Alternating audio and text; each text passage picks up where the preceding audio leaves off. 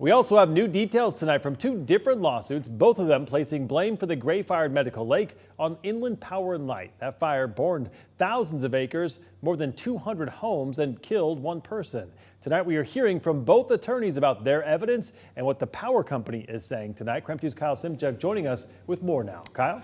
Well, yeah, and Inland Power is not saying much at this point. One of these attorneys says he has an eyewitness ready to testify about seeing sparks coming out of a yard light near the fire's origin.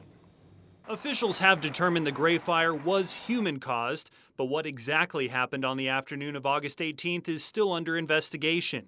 That isn't stopping two attorneys from filing complaints in Spokane Superior Court against Inland Power. We've been investigating this very thoroughly for several weeks since the fire. John Allison is representing 44 fire victims and says he has an eyewitness ready to testify. Who observed sparks coming out of this yard light that was up above the area where we believe the fire started along South Gray Road. We know this was an Inland Power equipment, the wire, the pole, the light, the power pole and transformer it came from. And we hope to learn and retrace the history of this to find out why this malfunctions so horribly. KREM 2 reached out to Inland Power for comment. They told us, quote, "We learned of the lawsuit this afternoon. As you know, the cause is still under investigation, and we will not make any speculations while an active investigation is still underway." That's very standard.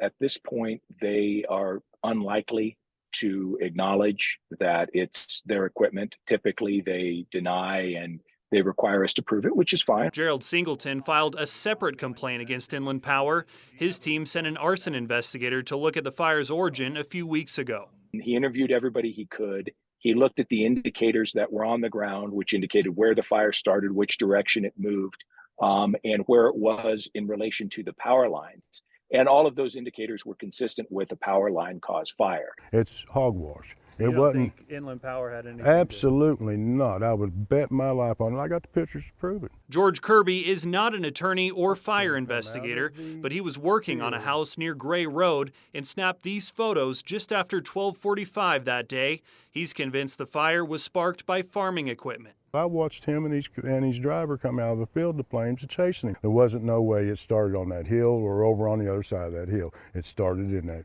wheat field. It could be several months before fire investigators determine what really happened. And the real reason why we have filed the case now is to give the victims of the fire a seat at the table, to have the opportunity to inspect the evidence, to take testimony from witnesses through their counsel, to get to the bottom of why this happened, get to the truth. Not only to give the victims a chance for being made whole for all they've lost, but also to protect the community, to find out how and why this happened and how we can prevent it from happening again. And that attorney is also representing victims of the Malden fire in their lawsuit against Avista. That trial is set for May. Mark?